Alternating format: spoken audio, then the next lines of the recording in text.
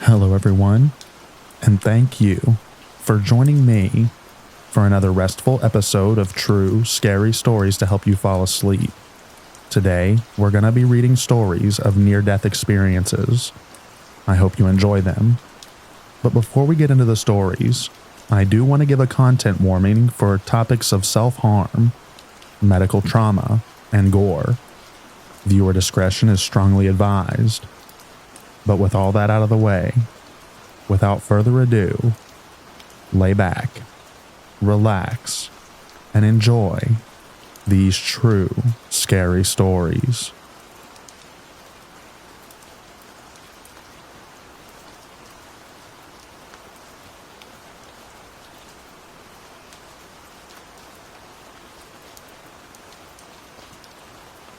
So there's this one memory from when I was around 12 that still gives me chills when I think about it.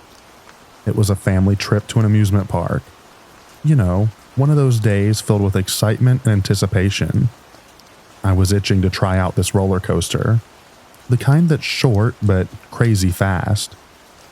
Anyway, I'm waiting in line with my family, and there's this kid in front of me, about 10 years old, with his mom. The coaster we're about to get on has 3 layers stacked on top of each other, and it loops around 3 times before it ends. It's a pretty intense ride, to say the least. So we're on the coaster picking up speed, wind whipping through our hair, and suddenly I notice the kid in front of me leaning out beyond the safety of the ride. My heart just about stops because I see these thick support beams coming up fast. And then it happens. The kid's head narrowly misses getting scraped by one of those beams. I mean, it was so close that I couldn't believe what I was seeing. The kid's okay, thankfully. But man, it was a terrifying moment. Looking back, I realized that my memory may have exaggerated things a bit, but the fear that I felt in that moment was real. It's definitely made me more cautious on thrill rides ever since.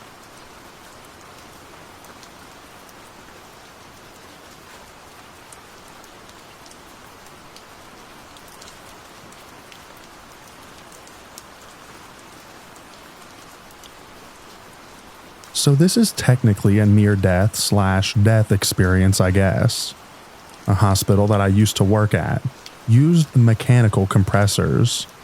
So instead of people doing chest compressions, we would strap this machine on and let it do the work. It was actually pretty effective. Got the call to a code. Patient was out. Strap the machine on. Patient wakes up and starts yelling at us to stop. It hurts. Turn the machine off. Patient goes down again. Turn the machine on. Patient wakes up. We did this for what felt like forever. The patient by the end was crying and asking what was happening every time we started the machine. In the end, we were not able to save the patient. It still stands out as one of the most traumatic things that I've seen or done in my 20+ years of working in the medical field. And that includes working in big city trauma centers.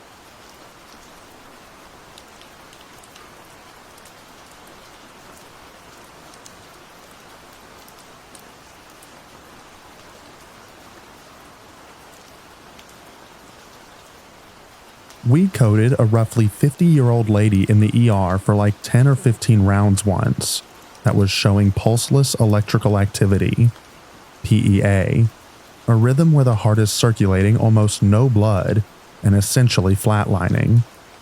On the monitor, and the doctor running the code was about to call it. The people switching off on compressions were already starting to drip with sweat, and some were looking at him like, "You gonna call it or what?" After one nurse spoke up, he ordered one more round of EPI and chest compressions and encouraged us to keep going.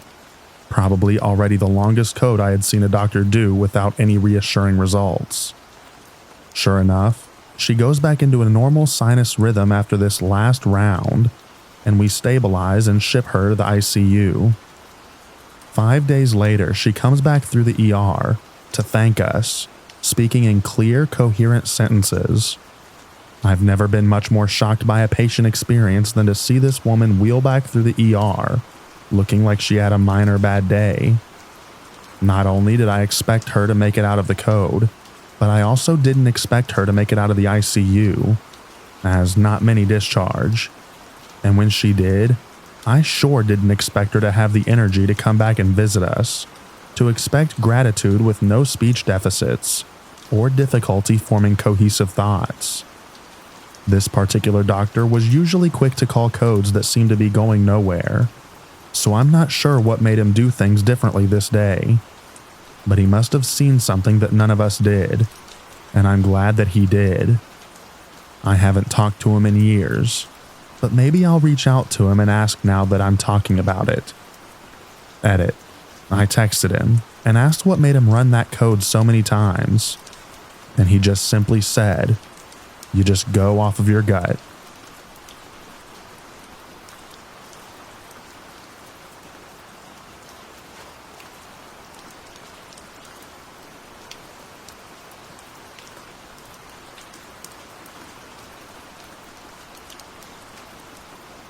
I'm not a doctor, but I am a lawyer, a former public defender. I had a client charged with assault with a deadly weapon. The guy my client shot went to the hospital and coded out in the ambulance.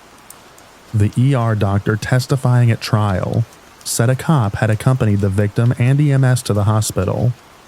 The doctor apparently went up to the cop and told him since they had several medical students observing at the hospital, they were going to rotate them in and do another round of CPR for the experience. While the med students were doing the CPR, the guy quote-unquote came back to life and tried to get up from the ER table.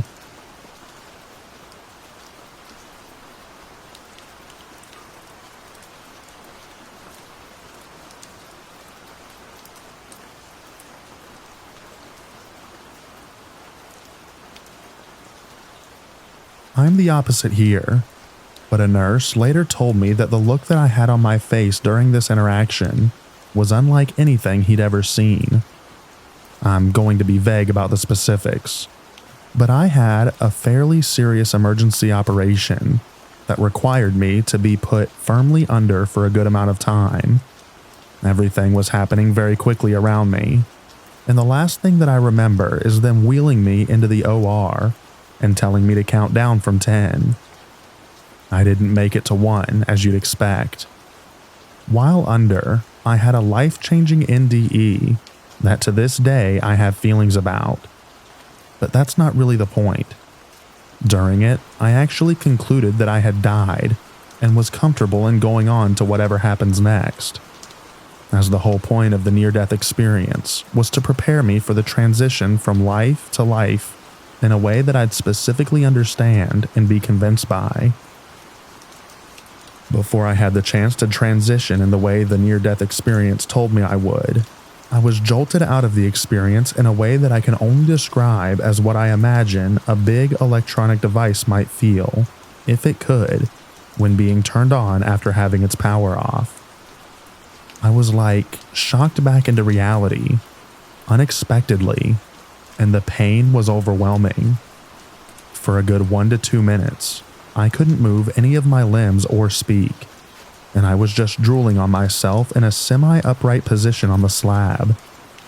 As I gained some mobility, I could see that the operation had already been completed, as the repairs, if you will, were done, and in the state they'd end up in.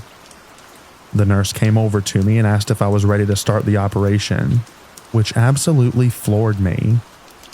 I was looking at the end result and felt like my consciousness had desynced with time. Apparently, I just mumbled, "Start the operation? It's already done," before blacking out and waking up a day later. The nurse said that he'd never seen anyone have the look that I had in that exchange.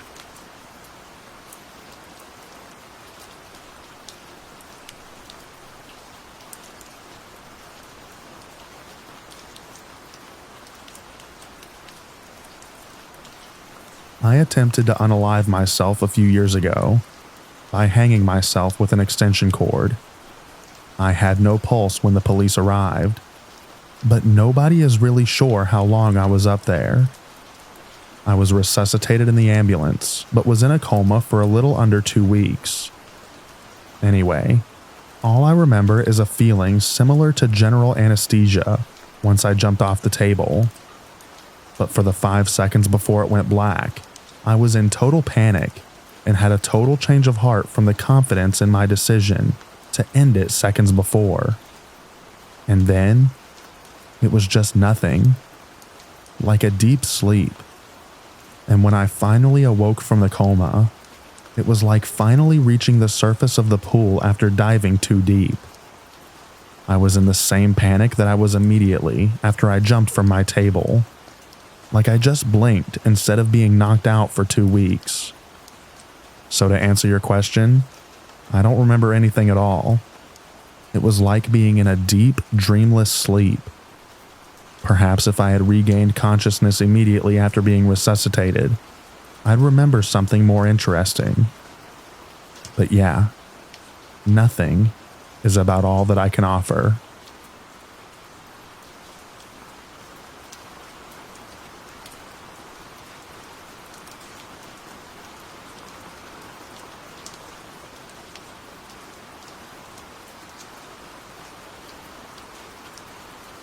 When I was 8, I learned how to fix small engines. That being said, my dad had an old flathead Briggs & Stratton 5.5 horsepower engine that didn't work. He also had a riding lawnmower that had no engine nor blades. He gave me the task of getting the engine running. I could put it on the riding lawnmower and have fun whenever.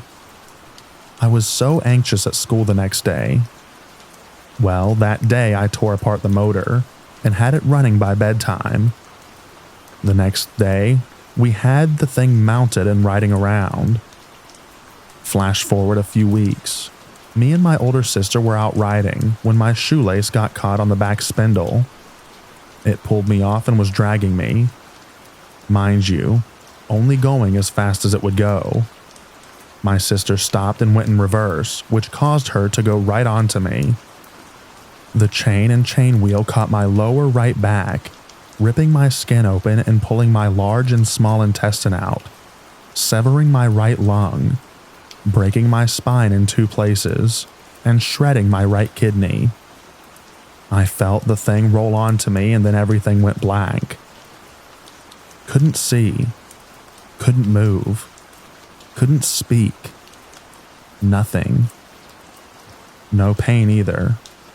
All I remember was the blackness. After my father got my heart beating again, I remember lying there in pain. Also remember feeling my back and short of breath. I felt what I still believe as my stomach in my hand while I was feeling my back. Once I was in the ambulance, everything went blank, except this time I saw myself laying there and the medic shocking me. I felt a hard pull and was back in myself. A few minutes later, I was on a table with strangers in white all around me. I remember them in a panic, then standing next to my grandmother who passed when I was 3. She told me she was my Nana. We were there watching them jolt my heart with tiny round paddles. She kept telling me it was okay. They called my death time at 6:06 p.m. Then all of a sudden I wake up and I'm all fixed and stapled up. My parents told me that I had died 3 times. The first for 5 minutes. The second was a little more than 12 minutes. But the last time was astonishing to the doctors. My heart stopped beating for 20 minutes. My parents made them continue jolting my heart. They told me that the doctor kept telling them that I was going to have a 98% chance of being brain dead. I'm 25 years old now, and I'm healthy as ever. I'm fully capable of walking as well. Thank you for reading.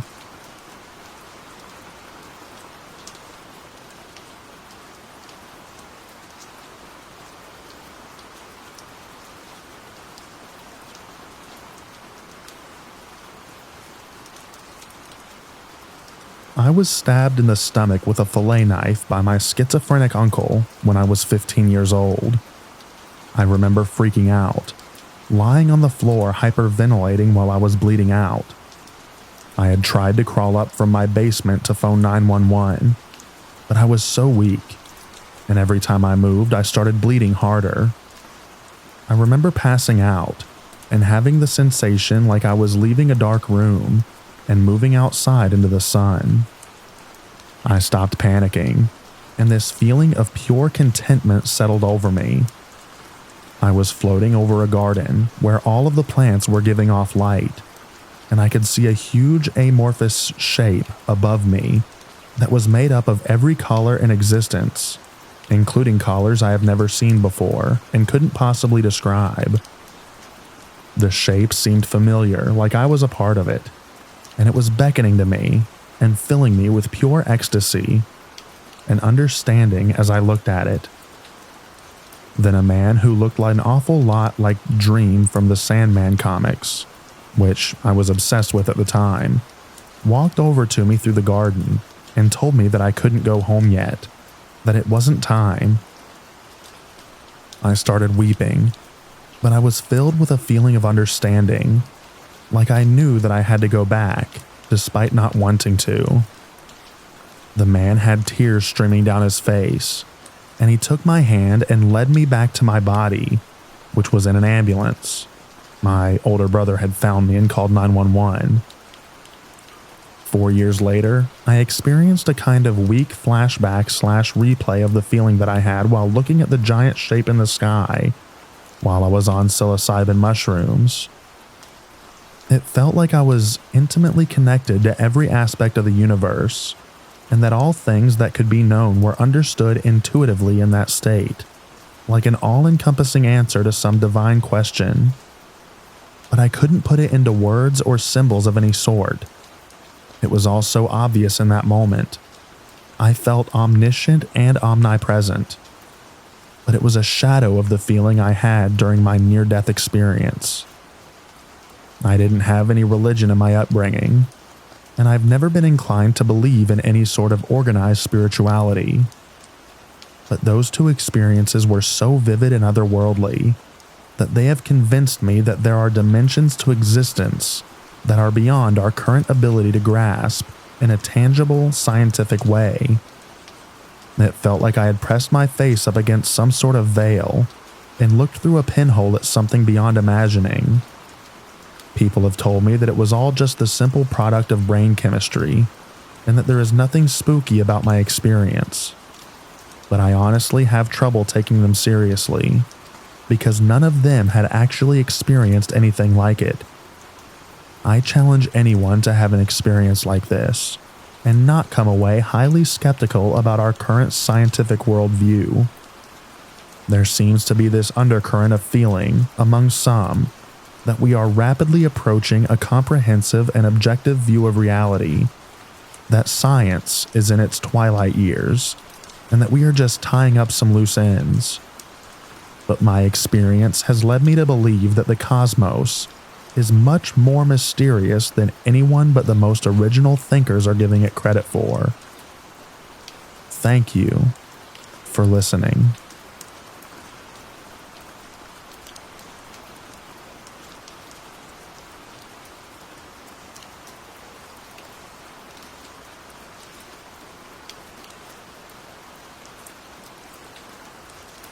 Growing up, my father used to tell me of an experience that he had while having open heart surgery.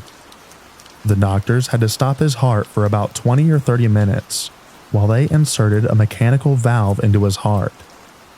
At the time, he was in his early 20s and was involved in a lot of bad activity that he says he is ashamed of now. Anyway, while my dad was dead, he said that he was in a very dark place, and as he wandered around, he started running into very scary people who were deformed and screaming at him. He ran for his entire life into a corner and hid.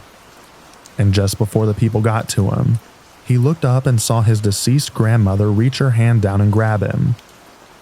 The next thing my dad remembered, he was back in the hospital. He's convinced that he was temporarily in hell. I don't know if this was just a dream state or something, but I've never seen my dad so convinced in his life. It was enough for him to turn his life around and turn to religion, and more importantly, come back to his family that he had left behind.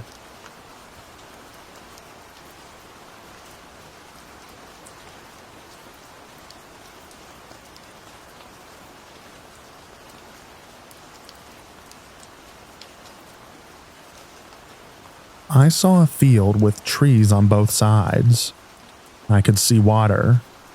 I felt like there was an ocean on one side of the path. If you can imagine the fields that electrical lines go through, where there are no residents and they just clear out the area for the power lines, it was like that.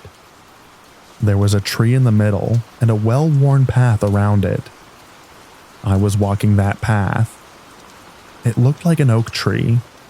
It was very large, and presence came to walk with me. I told it that I was ill, and that this seemed like a nice place. The entity, I'm non-religious so I don't know what it was, told me that I was not done and that I should return, that I would be happy one day. It was so peaceful, beautiful, but the foremost seemed dark and scary. The trees on both sides seemed a place that I did not want to go. I only wanted to go towards the water. Then I saw a bright light and I woke up in the ICU. I hope this doesn't turn into some kind of religious debate or some kind of medical versus spirituality thing. This was just my experience. Take it as that.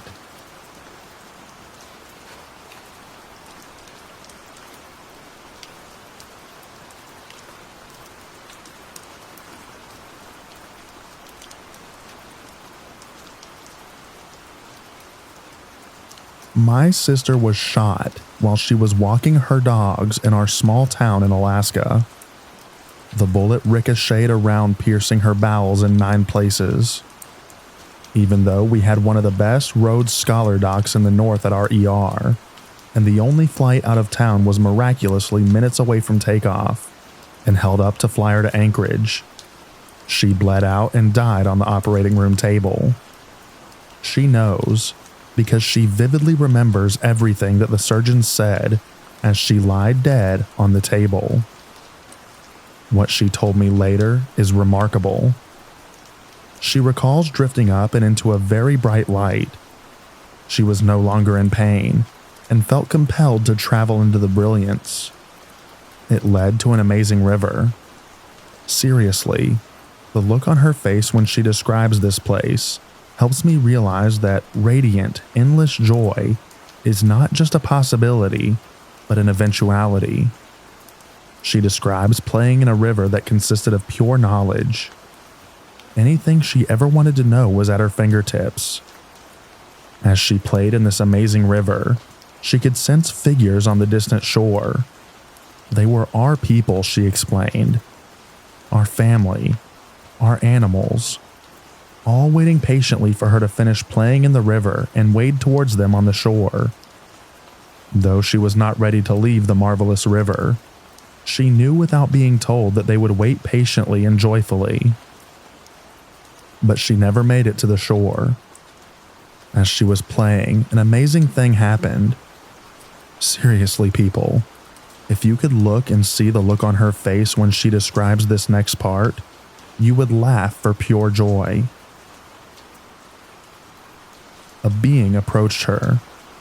She did not know what it was, except to describe it as pure, unconditional, ebullient love. It radiated love. It pulsed love.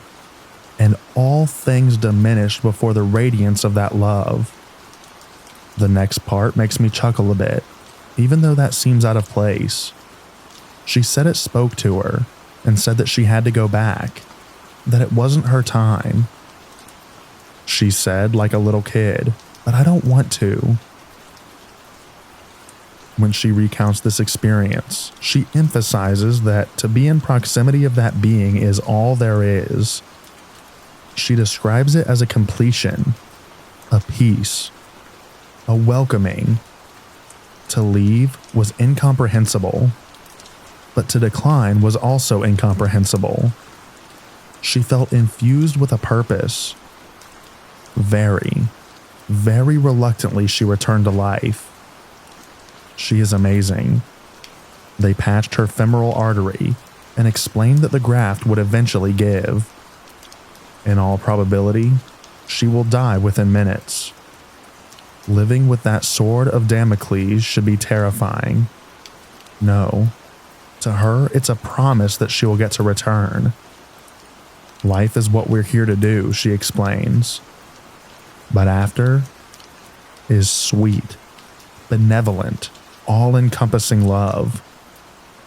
With every single breath, my sister is heartbeats from death, and I have never met anyone who is more alive and fearless.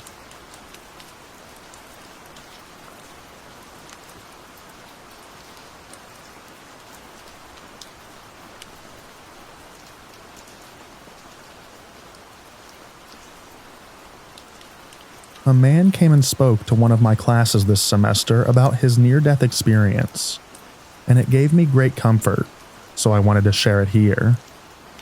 He was kayaking with a friend, and ended up flipping his and being sucked under by the current. He was sucked into a pipe under the water and struggled to get out, almost made it and was sucked back in. He passed out, and his friend saw his lifeless body being tossed down the river. This is how he described his experience in the moments that he was unconscious.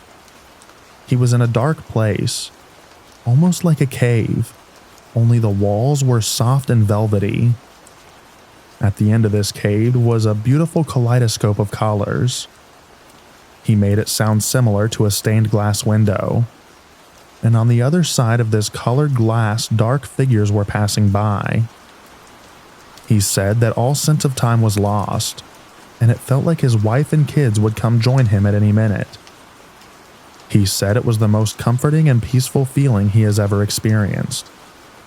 He said that he had the strong sense that God wanted him and everyone there so badly, and that you must have to do something pretty terrible to go to hell, because he wasn't the greatest of guys before this. His friend was able to catch up to his body and revive him, and he said now he feels a stronger connection with everyone and is grateful to have had this experience. I hope this was calming to some of you like it was to me. Some of the posts on here are pretty scary.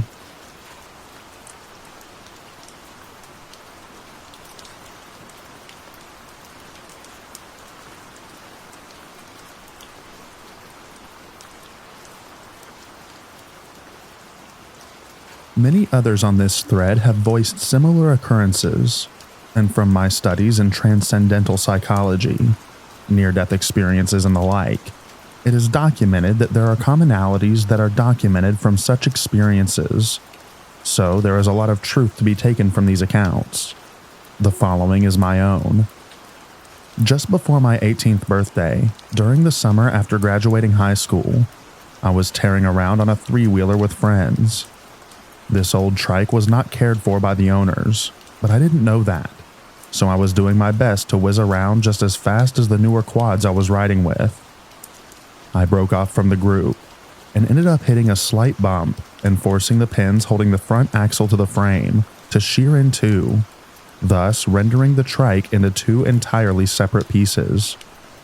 The image in your mind may now be me with my butt falling behind on the main portion of the trike, whilst my front, still grasping to the handlebars in disbelief, is falling forward, causing a rift in my seating position.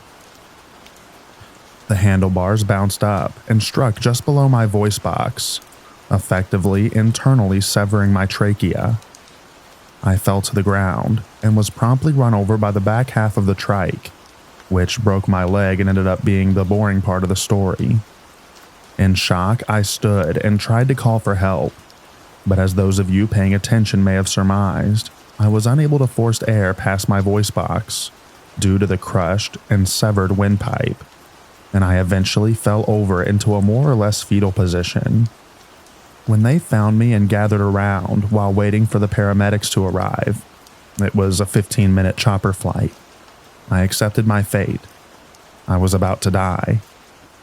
I told those friends and family around me that I loved them and my time had come, and I told them goodbye. Once paramedics arrived, I described to them that my collarbone had broken and went through my windpipe and out the back of my neck, even though there was no external injury. They, being paramedics, did what they were trained to do and got me on a stretcher and used a BVM in an attempt to get oxygenated air into my body. This failed as they did not have any inkling that the air had no guidance system and simply filled up my body cavity. Eventually, I was on a helicopter when I passed out. From here, there are two stories to tell, the one that I experienced and the one that occurred through others' experiences. I'm going to tell my own first. I died. As I was fading, I had the realization that death was imminent and thought, aren't I supposed to see a tunnel and light and all that nonsense? Then it happened. I saw the tunnel and light. Only after I made the realization of what was occurring and connected it to our culturally normative thoughts behind what happens at the time of death did I see that tunnel. This has led me to recognize how ingrained cultural beliefs are and how far they can be from reality.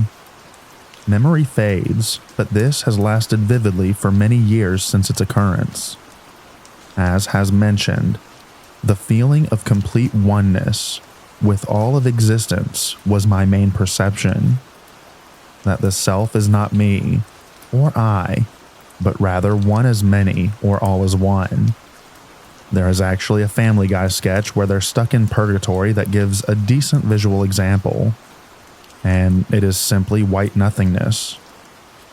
Except not nothingness, but simply an all-encompassing light. That was it for me. There was no concept of time or space, just existence along with the whole of everything, including the number 42. What happened in the world was this.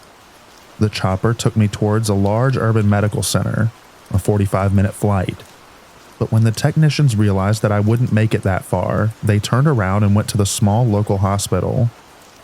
There, a team of surgeons couldn't figure out what was wrong. So one bright young lad went and decided in order to save my life, which was quickly drifting away. At this point, my blood oxygen count was well below normal, and brain death was a real possibility. Decided to slice open my chest and figure it out. There, they found a mess of a torn trachea and did a quick fix by sticking a tube in and shipping me off to a different medical center, where I spent the next 6 hours in intensive surgery with a team of doctors who were prepared to break my chest and ribs to get at my collapsed trach, which would inevitably recoil behind my heart, as the trachea is like a stretched spring inside your chest. Drainage tubes for my lungs were installed, which I still proudly show as scars. And they were a host of balloons to keep my lungs and trachea from collapsing. I spent a week in a coma, and another so doped up that I saw golden retrievers dancing with purple hippos in the ICU. It was an exciting and terrifying hospital stay for the next 30 days.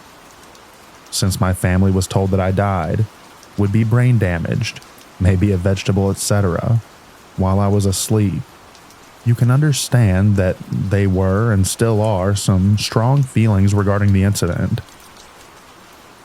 However, when I was told that I would need a tube in my neck to breathe for the rest of my life, and therefore would not be able to swim again, I promptly said screw that, and made up my mind to recuperate.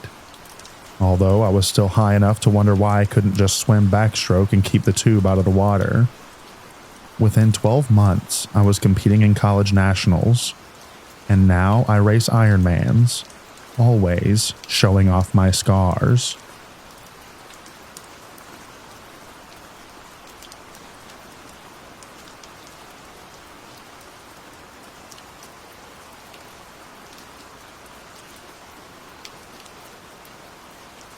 This is the full story of how I remember my death experience. I played nose tackle on the football team when I was in high school. During one full-speed scrimmage between first-string offense and defense, I got caught on a draw play to the left of the center, from my perspective. At the time, a middle linebacker followed me into the weakness I thought I found in the offensive line. This meant that there was my 200 pounds sprinting forward into an oncoming, 180-pound running back, with a 170-pound linebacker pushing forward behind me. The running back had gotten much lower than I had, and put his face mask straight into my sternum.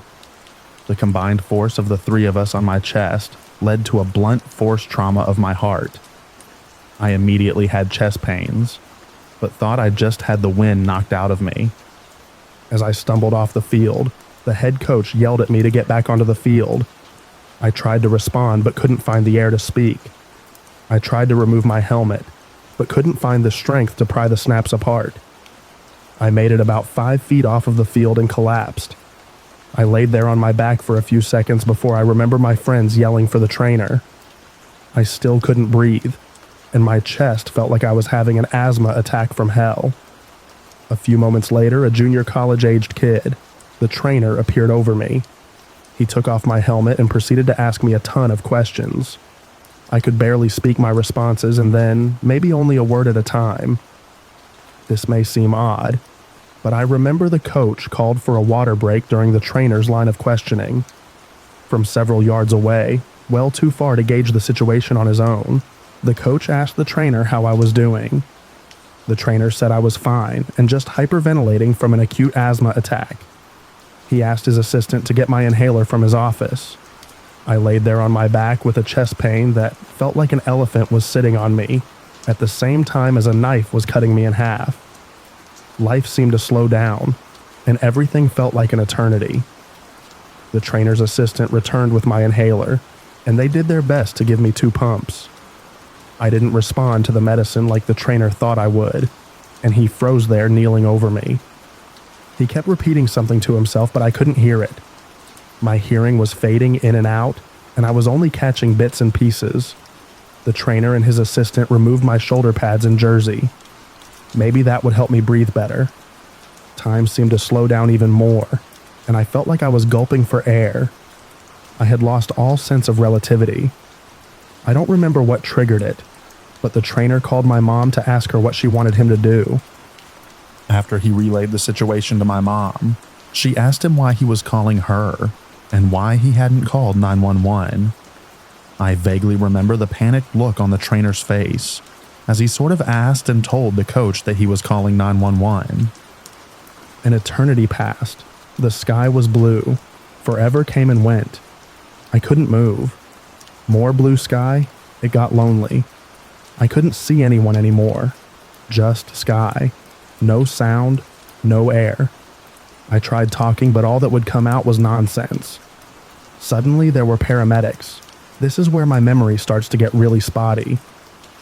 I'm in an ambulance. It's not moving. Now the ambulance is moving. What's happening? Why am I in an ambulance? The paramedic is talking to me, but I can't hear him. He's moving so fast. He looks nervous. The inside of the ambulance is shaking. Suddenly, whiteness.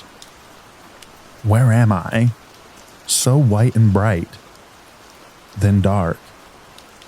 Then white and blurry. Then dark. There's a doctor-looking guy and he's with my mom. They're talking. She's crying. Where am I? I'm in a bed. Is this a dentist's office? Why am I at the dentist? Wait, this is a hospital. Why am I at a hospital? Where was I last? I was... Whiteness. I was in the whiteness, but where was that? The blue sky. I was looking at the blue sky, but where was that? Why am I here? I'm confused. A nurse came in. She told me to relax and try to remain calm. She was taking blood from an IV port on my wrist. When did the guy with the fear of needles, get an IV port? Time goes by, but I have no idea how much. Then another nurse comes in. Maybe it's not a nurse, but some sort of hospital assistant. They're moving me to a room because I'm going to have to stay a while. I'm still so out of it, and everything feels surreal. I fall asleep. When I wake up in my room, my mom is there. She's a nurse at this Kaiser hospital, and she tells me what I missed. I had a type of heart injury that is very rare. Several tests and images were done, and the doctor wants to talk to me about it. I have no recollection of the imaging events. The doctor comes in while my mom is in the room with me. He explains that the type of heart injury that I sustained is similar to injuries that were seen in random automobile accidents from the mid-1900s. Basically, my heart sustained an injurious impact right around the moment it was in the valley portion of its beat. If I remember correctly, this is the point when the heart is resting and most vulnerable. The injury caused my heart to slow down and stop. I was dead for about 2 minutes, in the ambulance and the ER. The whole time span from when I was injured until I woke up in the hospital room with my mom was about 15 hours. I spent just over a week in the hospital afterward. This was in 1996. I've since learned that this type of injury was rare, but more common before seatbelts had airbags, were regularly used in cars.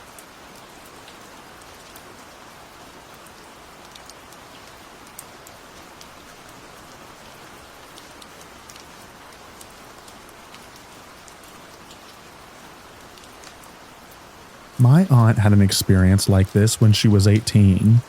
She always suffered of chronic seizures that made her pass out. One day she had one while no one was around. She was later found by my grandmother. The doctors luckily arrived in time to resuscitate her.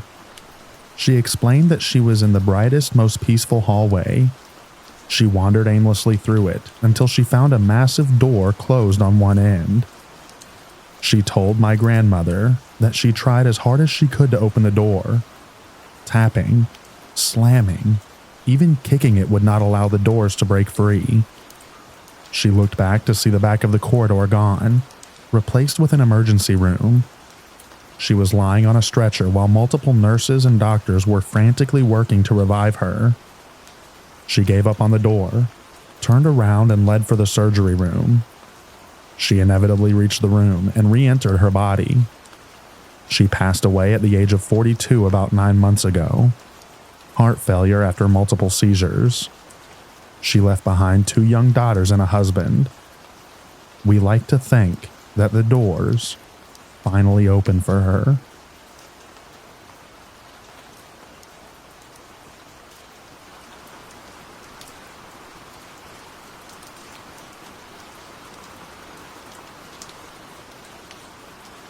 I don't mention it too often, although I did mention it once when a question like this was asked.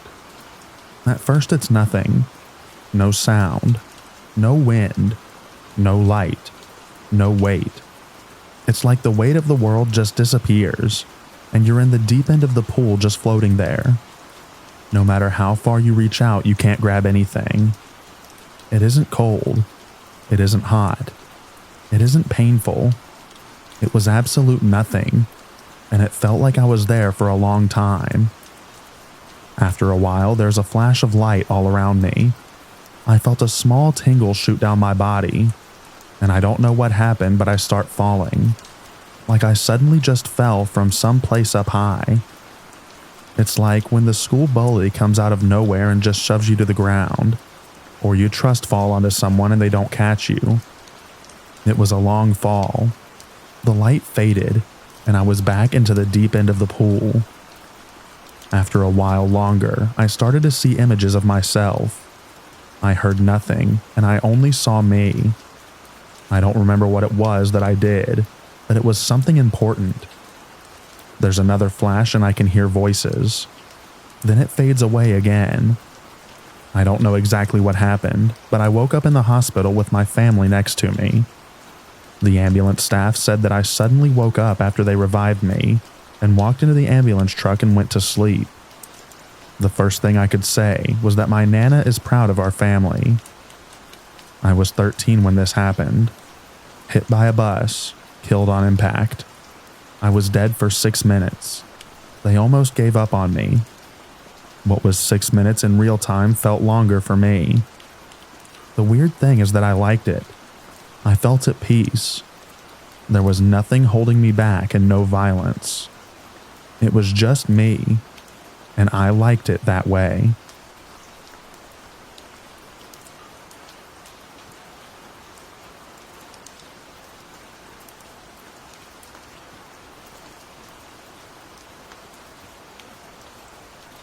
I passed out in my father's arms, and I was still able to hear things. I heard everything while being carried through A&E to the resuscitation ward. I could feel and hear everything but not move, and it was really scary. I felt all the tubes and things being poked into my body, and lots of beeping equipment and stuff. It sounded like about 5 to 10 doctors were around shouting and trying to save me. They started talking about all my stats dropping, and I heard them telling my parents that I was probably going to die. The heart rate monitor turned to a constant beep, and I heard my mother screaming and squeezing my hand and shaking me. I was still in my passed out state, hearing and feeling but not being able to move or talk for about 3 seconds, until the 2 senses I did have disappeared, and I was in complete darkness for a short while, just with my thoughts. After that short while, I began to hear a kind of blinky noise, a bit like a xylophone. Then lots of little colored lights appeared that were blinking on and off very slowly. It was like I was floating around space, and they were little blinking planets. There was one big white planet that was not blinking, and I felt like I was moving through the other planets towards it. At this point, I had realized I was dead and was just thinking about my life, my family, and the people that I love. It was really peaceful. I was like that for what felt like hours, until I began to hear my mom and dad again crying, and the doctors telling them that I was coming back.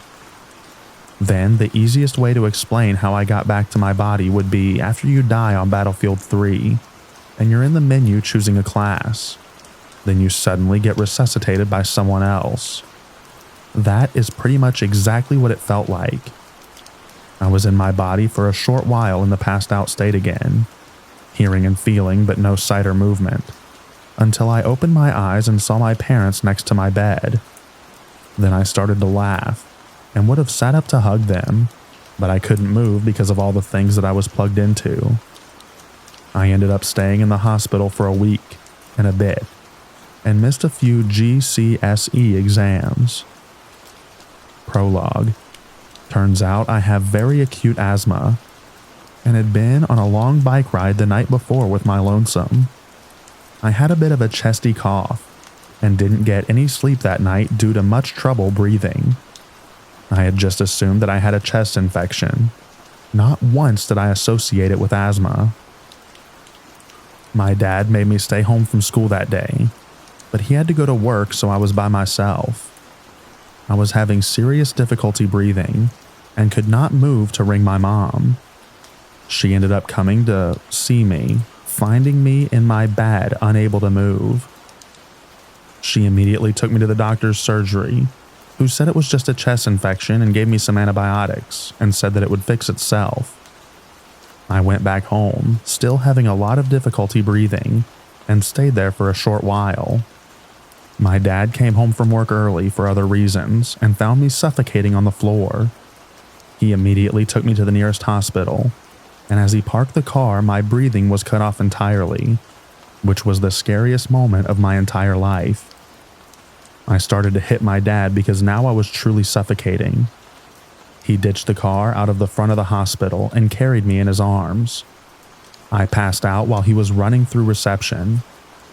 I now have 3 actuators, hardcore inhalers, an anti-inflammatory for my throat and nose, and check up with the doctors every few weeks. My dad also feels extremely bad for leaving me that morning because he did not realize that it was so serious.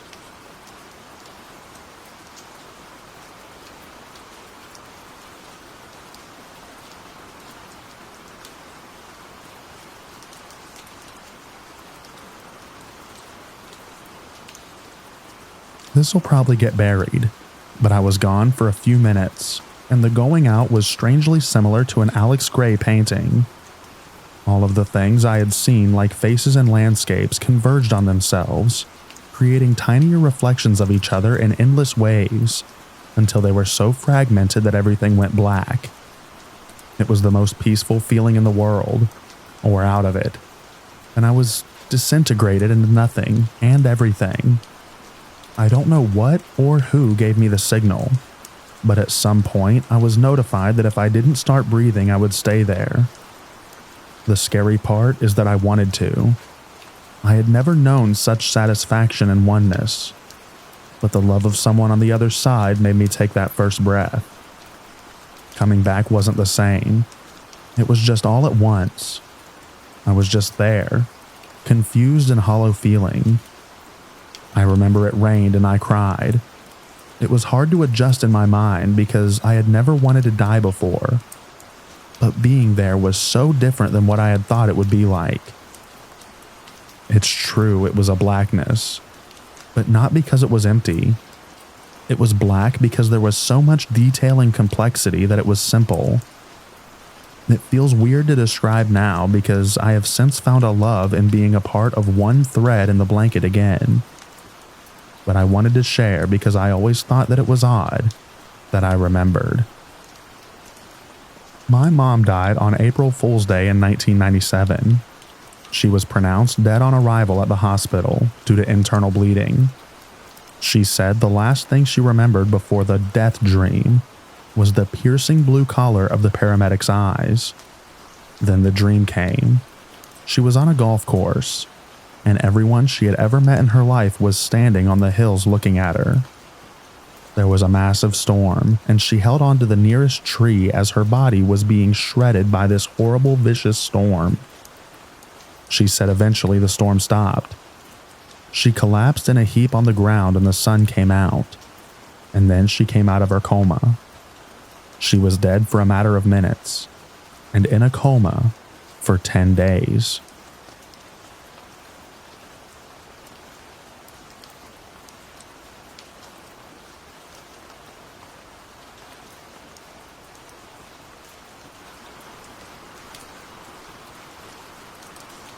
I was drowning.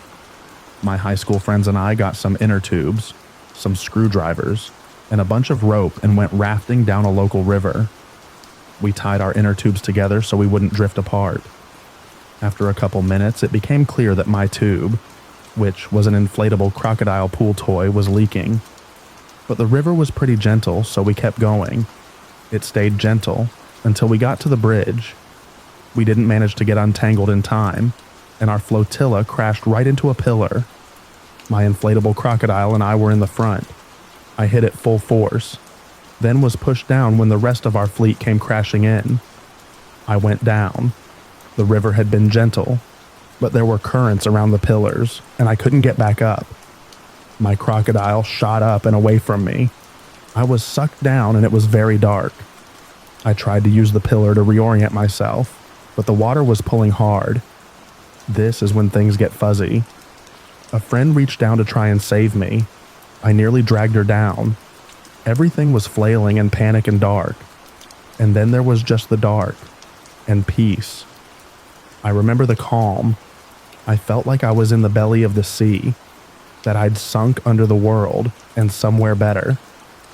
It was like coming home after a long day. Then there was a painful burst of light that felt like it tore me inside out. I exploded out of the water and through the air, but at the time it was just pain and cold. Then the slap of hitting the water again. And then I wasn't drowning anymore. I was in shallow waters, which was good. I felt like the world was unfamiliar, and like I hadn't seen this place or those people in years. My friends told me later that I'd popped out of the water, like a cork, and went sprawling through the air. I ended up well downstream from them, which seems odd. Perhaps I let myself drift and don't remember. The next day was our last day of high school. A couple days later, our graduation. After that, I didn't see any of those friends again. But somewhere, in an old friend's scrapbook is an apology for me, for almost drowning her. In mine, there's a hand-drawn in memoriam for my deceased crocodile.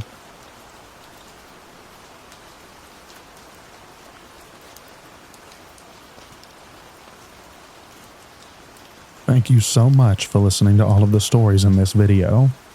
I hope you enjoyed them. I also hope that you enjoy the extra rain at the end. Get a good night's sleep, everyone, and I'll read to you in the next video. Bye-bye now.